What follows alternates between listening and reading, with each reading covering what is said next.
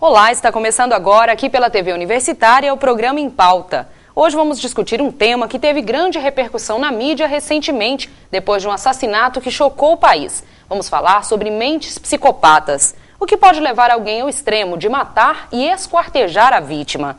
Para tratar desse assunto, eu recebo aqui no estúdio o psiquiatra Dr. Walter Cury, a psicóloga Darlene Oliveira e o jornalista Pedro Popó, que escreveu um livro sobre um psicopata aqui da região. Sejam todos muito bem-vindos. Doutor, quando nós ficamos sabendo de casos, como esse do empresário que foi assassinado pela mulher, nós temos um choque, uma reação assim de medo. O psicopata não tem isso, é isso que nos difere dos psicopatas? O psicopata tem a característica de não ter emoção, de não ter afeto e empatia com o outro. Uhum. E quais são as outras características? Como definir um psicopata? Normalmente é uma pessoa com afeto superficial, capaz de manipular as pessoas e não ter limite de moral, de ética com o outro. E ela nasce com isso? Olha, a psicopatia, a personalidade psicopata se manifesta desde a infância, Normalmente são crianças, jovens, adolescentes com transtorno de conduta, chamado conduta antissocial. Já manifesta já nos primeiros momentos de formação da personalidade. Muito se fala também da questão de educação, Às vezes não dá limite para a criança, não ensinar limite. Isso pode ajudar com que ela se torne ou não? Não. Esse desenvolvimento, essa personalidade dela é uma estrutura mesmo do caráter, da personalidade. É diferente dela ter uma doença mental porque aconteceu um fato, porque aconteceu uma tragédia, porque a família, um trauma. Não, ela desenvolve isso como personalidade dela. Tá? E até os 7 anos, essa personalidade já está amadurecida, Vamos dizer assim, concluída. Pode continuar, alguns autores falam que continua, mas para a psicanálise até os 7 anos, antes da fase da latência, ela está pronta. Pedro, como que foi escrever um livro sobre um psicopata? Por que você se interessou por esse assunto? Primeiro porque é uma história que eu ouvia na infância, a história do Monstro de Capinópolis, do Orlando Sabino, aliada ao interesse em conhecer mais a questão da mente humana. Como jornalista investigativo policial, há 30 anos, eu me dediquei, pelo menos 15 deles, a estudar profundamente a questão dos crimes de maior repercussão, envolvendo inclusive psicopatas e sociopatas. E como é que foi esse processo de pesquisa? Muito interessante, até porque quando você começa a pesquisar a mente humana, no aspecto criminal, naturalmente, você começa a descobrir que o ser humano é possível de tudo. O ser humano, ele mata, o ser humano, ele ama, ele trai, o ser humano conforta. Então, a mente humana é difícil você entender. E há processos em que, quando ele está na iminência de cometer tal ato, naturalmente, ele pratica esse ato inicialmente consciente daquilo que ele vai fazer. Nesse caso, que a gente estava falando, o caso do empresário, ela é uma psicopata. Podemos determinar assim, se observarmos, estudarmos o fato, podemos chegar a essa conclusão. Aparentemente sim, Você tem um diagnóstico certeza, você tem que ter critérios diagnósticos, porque as pessoas têm características de comportamento. Você avaliando essa característica, você pode pontuar isso aí, e essa pontuação, critério diagnóstico, você caracteriza uma psicopatia. Então você tem que ter uma boa história clínica e história pregressa da pessoa. A gente estava falando sobre pressão, no caso, ela matou sob pressão. Qualquer pessoa pode fazer isso ou não? Ela tem que ter o perfil psicótico. Qualquer pessoa sob pressão pode cometer um ato, mas um ato cruel é característica de um sociopata. Porque não tem limite em relação ao outro, não tem empatia. O outro, para ele, é uma coisa. Normalmente, são os crimes que chocam, Os crimes bárbaros que as pessoas falam, como, detalhes sórdidos, São assim, agem com muita frieza. Com muita frieza.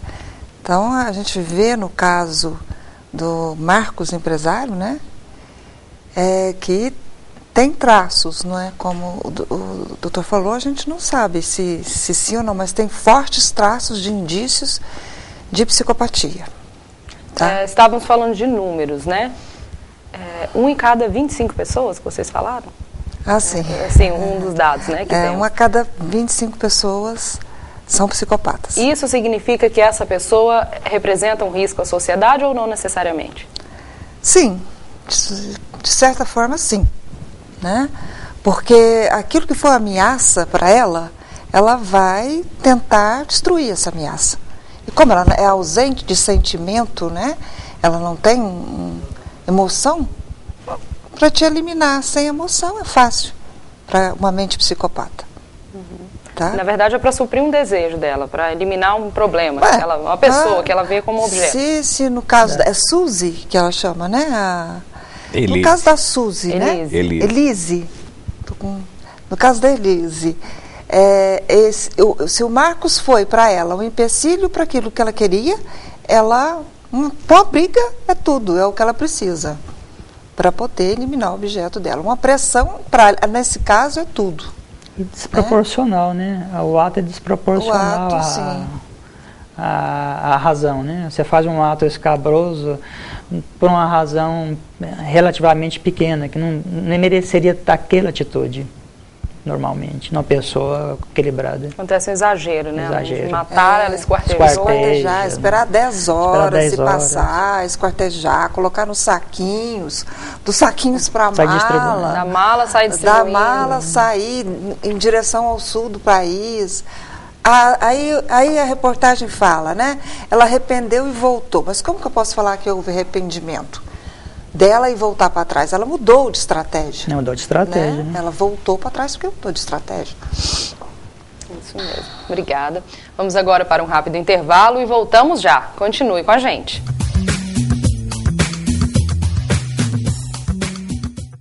Quase 2.000 impressões por mês. Esse é o volume de material produzido pela divisão gráfica da UFO, que é responsável por quase todas as publicações da instituição, como livros, periódicos, cartões e folders. Para isso, uma equipe atua durante todo o ano no setor, buscando cada vez mais desempenhar um trabalho com qualidade, compromisso e bom gosto.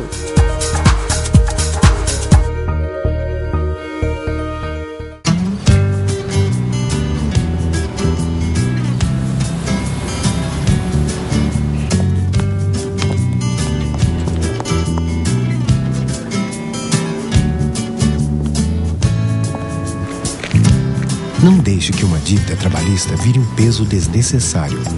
Semana Nacional da Execução Trabalhista. Uma oportunidade para empregadores e trabalhadores resolverem processos em fase de execução. Participe. Justiça do Trabalho. Um ex-detento tem 2 opções: ou se recupera ou volta ao crime. Se conseguir um bom emprego, ele não vai querer errar de novo. Por isso, o CNJ criou uma bolsa de empregos para a recolocação profissional de ex-detentos. Pense nisso. Você pode influir no caminho que esse homem vai tomar. Dê emprego para um ex-detento. Errar é humano. Ajudar quem errou é mais humano ainda. Conselho Nacional de Justiça.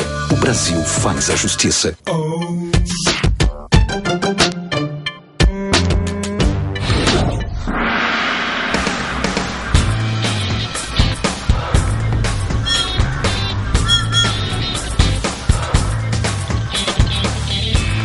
Só é motorista quem é habilitado.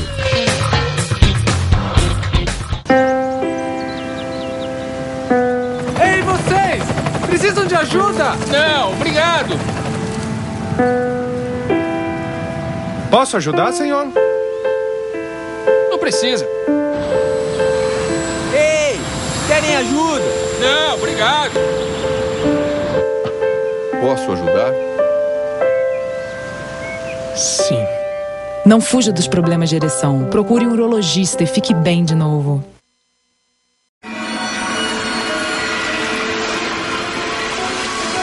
A chuva está cheia de perigos que você não vê.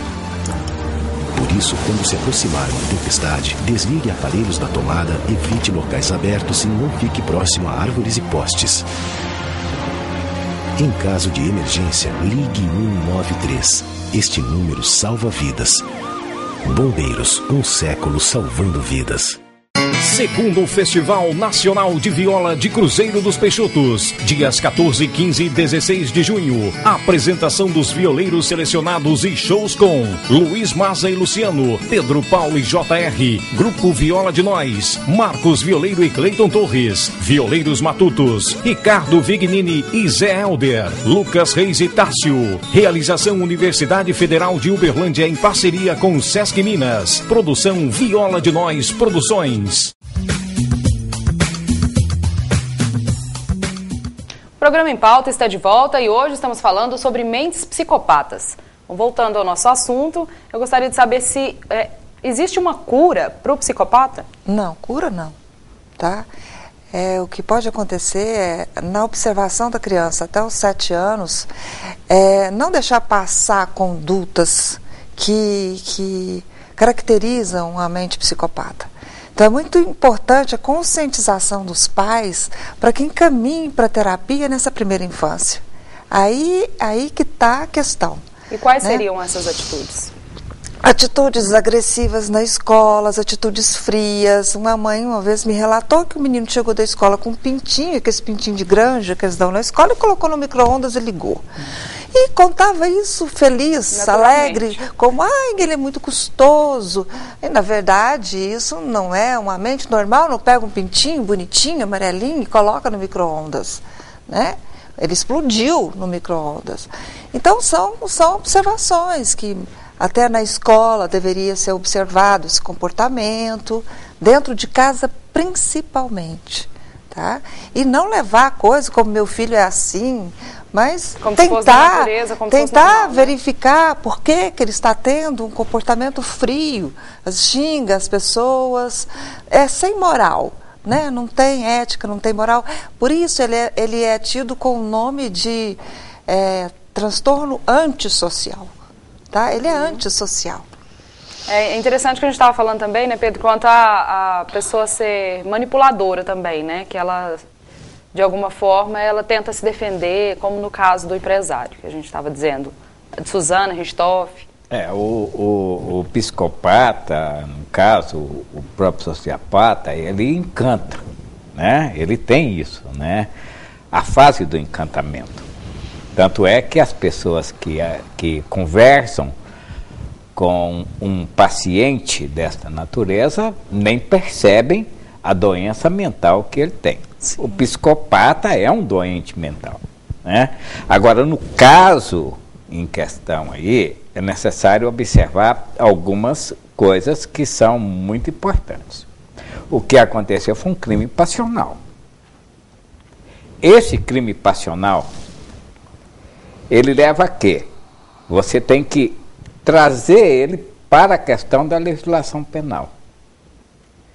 Como que você vai classificar esse crime? Um homicídio privilegiado, cometido sob forte emoção, porque o marido a levou a praticar um delito dessa natureza? Ou um homicídio em que contém os aspectos referentes à questão da doença mental. Somente um laudo específico, detalhado, feito por psiquiatras, outro estudo aprofundado, feito por psicólogos, é que vai apontar se realmente ela é uma doente mental. Sim, Nós não temos, eu, como jornalista investigativo policial, o que eu trago deste episódio é que houve um crime passional. Certo. E que esse homicídio, ele leva a uma situação de homicídio privilegiado. Mas aí, eu não sou psiquiatra, eu não sou psicólogo, eu sou jornalista que estuda a questão criminal. E cada um tem uma visão, Isso aí, cada um tem uma visão. Mas que ela tem, realmente, aí eu concordo com os senhores 2 doutores que estão aqui à minha frente. Aí eu concordo com eles que realmente ela tem um início de psicopatia aí. Aí, Sim. assim, ela tem um pouco de doença. Pedro, só para dar um esclarecimento, a doença mental, ela traz um sofrimento para a pessoa. O que difere do psicopata é que ele não tem sentimento, ele não tem uma doença mental. Ele não está assim, ele é assim. Aí a gente entra no quadro da diferenciação. É muito importante as pessoas entenderem que a psicose, né, não é psicopatia. Exatamente. Então a psicose são sofrimento, causa sofrimento nas pessoas. Então ela está doente, existe uma psicopatia. Contando doença mental, né? Porque na verdade a pessoa não é doente, ele não tem aquela doença, ele tem aquela personalidade deformada. Ele é assim. É uma personalidade a estrutura deformada, dele. Ele não tem uma doença que levou ele a cometer um crime. Não existe um doença, delírio. Você vai falar, a pessoa doente mental é uma pessoa perigosa. E não é bem né? assim, né? Talvez é até um tipo de doença que pode ser tratada. Agora, no caso, não. É um desvio de personalidade. E as pessoas, popularmente, têm o medo do louco, né? Porque o louco seria aquele que tem o sofrimento, né? Que tem a psicose estabelecida. E que não responde aos seus atos. E ele não vezes, ele não oferece medo à sociedade. O mais perigoso é o psicopata, não é o doente mental. Sim. Para a sociedade. Certo, obrigada. Sim, exatamente. Vamos novamente para um rápido intervalo e voltamos em instantes.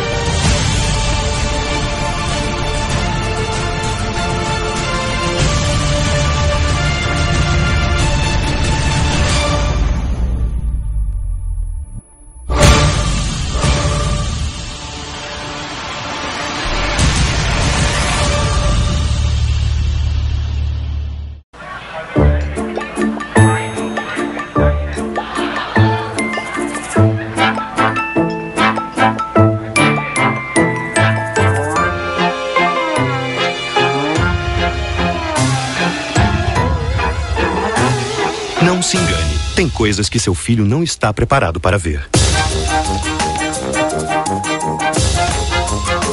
Confira sempre a classificação indicativa. Ministério da Justiça, Governo Federal. Se você apresentar febre alta, dor de cabeça, dor atrás dos olhos, no corpo e nas juntas, procure uma unidade de saúde. Pode ser dengue. Caso você já tenha sido diagnosticado e apresentar dores abdominais e vômito, não perca tempo. Retorne à unidade de saúde. Pode ser a forma grave da doença. O SUS preparou milhares de profissionais de saúde para te atender melhor. Juntos, somos mais fortes nesta luta. A seleção dos candidatos para ingressar no primeiro semestre de 2013 na Universidade Federal de Uberlândia ocorrerá por meio do Sistema de Seleção Unificada, SISU. Para concorrer às vagas oferecidas pela UFO no processo seletivo 2013/1, o candidato deverá obrigatoriamente inscrever-se no Exame Nacional do Ensino Médio, ENEM, até o dia 15 de junho de 2012. Mais informações no site ingresso.ufo.br.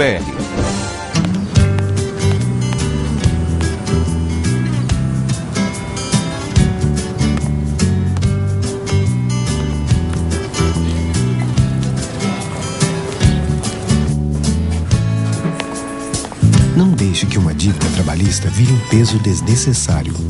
Semana Nacional da Execução Trabalhista. Uma oportunidade para empregadores e trabalhadores resolverem processos em fase de execução. Participe. Justiça do Trabalho.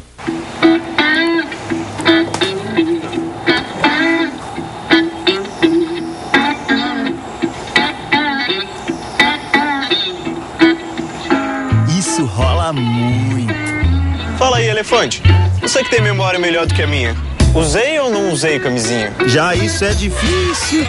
Se você transou sem camisinha, faça o teste de AIDS após 30 dias. Ficar sabendo é um direito seu. Na empolgação rola de tudo, só não rola ficar na dúvida. Estamos de volta com o programa Em Pauta. Obrigada pela sua participação. Doutora, como a gente estava falando, qual a diferença da psicopatia com a doença mental? Tá. O doente mental, ele tem a psicose, né? Nós temos 3 traços ou nós somos neuróticos, ou nós somos psicóticos, ou nós somos perversos, tá? O perverso seria o antissocial, ele tem essa estrutura de personalidade, ele não é um doente mental, ele tem a estrutura de personalidade assim. O doente mental não, ele tem uma psicose, tá? É tratável, é medicamentosa, é terapêutica, tá? E não é o caso da psicopatia, tá? Você vai falar psicopatia, sociopatia, os dois representam, porque a gente está falando muitos termos e as pessoas podem não entender. A psicopatia, a sociopatia é a mesma coisa, cientificamente hoje, é o transtorno antissocial. A gente está falando de transtorno antissocial, tá? E no caso do doente mental, ele tem traços de delírio, alucinação, sofrimento, ele sofre com aquela doença. Mas não, né? É uma pessoa perigosa. Não é, o doente mental, ele não causa risco para a sociedade. Já o psicopata e o sociopata, ele causa risco para a sociedade. Porque tudo aquilo que for perigo para ele é eliminável. De forma fria, calculista, tranquila. Eu discuti com meu marido. Tá, então eu vou matá-lo. Simples assim. Simples assim. E como que uma pessoa, por exemplo, foi o primeiro assassinato, né? A gente imagina que, vários casos, né, que a gente tem no Brasil, a pessoa saiu da cadeia e matou de novo. A gente imagina que ela possa fazer isso de novo. Como é que é? Existe um ciclo, por exemplo, a partir do momento que ela faz a primeira vez? Como é que ela viveu até agora sem ter feito nada de tão grave, né? O psicopata ou sociopata, na verdade, ele comete pequenos crimes desde a infância. Ele mente, ele dissimula, ele fantasia, ele usa dos outros, mas está sempre cometendo pequenos atos inadequados. Não são considerados crimes, né? São considerados crimes, mas cabe, em algum momento aquele ato se torna exagerado, mas isso ele tem sempre cometido algum ato. O caracterizado da psicopatia é uma coisa de a longo prazo, não é esse ato que ele é psicopata, ele é psicopata a vida inteira. A vida inteira. E faz alguma diferença a partir da primeira vez que ele realmente mata? Para depois acontecer de novo ou não? Nunca teve limite, só foi uma situação circunstancial para ele. Entendo. Ele vai cometer menores e maiores atos contra os outros, contra a sociedade, da mesma forma que ele sempre cometeu. Certo. Pedro, eu queria que você falasse um pouquinho do caso de Capinópolis, né? Como a gente estava falando do livro. Esse caso em especial, sobre essa pessoa. O caso do Orlando Sabino, inclusive, ele tem que ser analisado de duas coisas, né? O Orlando Sabino, ele é um doente mental, né? Ele reúne todas essas características, ao passo que ele também reúne todas essas patologias, né, vamos dizer assim. Uma coisa, inclusive, não exclui a outra. Não exclui a outra, né? Tanto é que eu tive a oportunidade de entrevistá-lo e depois discutir a situação dele com profissionais da psiquiatria, com psicólogos e tudo e tal. E ele não tem cura. Ele foi solto no ano passado, ele vai matar de novo, né, porque ele não tem cura. Quando ele surtar, ele vai matar. Isso eu já alertei. E ele admite isso? Entendeu? Ele não admite. Mas ele admite que ele é diferente das pessoas. Mas ele é totalmente fora de si. Né? Não dá para extrair coisas palpáveis dele. Ele conversa naturalmente, como eu entrevistei ele. Né? Eu saí impressionado da entrevista. E depois, ao discutir com os psiquiatras e os psicólogos, eles mesmos me afirmaram, ele não tem cura. Eu falei, então, se ele não tem cura, ele vai matar de novo. Tá aí uma questão... Porque no dia que ele pegar a mochila dele e sair para a rua, porque ele mora num asilo hoje. No dia que ele pegar a mochila e ir embora, o primeiro susto ele vai matar. Nós teremos um novo bandido da luz vermelha aqui em Minas Gerais. Nós tivemos bandido da luz vermelha no Brasil, agora nós vamos ter o de Minas Gerais, que é o Orlando Sabino. Isso vai acontecer. Aí traz aquela velha discussão, né? Porque por que essa pessoa não fica totalmente separada da sociedade, já que ela representa um risco constante? É a questão da medida de segurança, né? A medida de segurança ela está prevista na legislação penal, mas ela não determina o tempo em que o paciente deve ficar internado. É como se fosse, eu entendo hoje que a medida de segurança, ela pode, embora o Brasil não permite a prisão perpétua, de acordo com a própria Constituição, né, que a Constituição não prevê a prisão perpétua. Contudo, a medida de segurança hoje é como se fosse uma prisão perpétua no Brasil, porque tem paciente que não tem cura, então vai continuar a vida toda.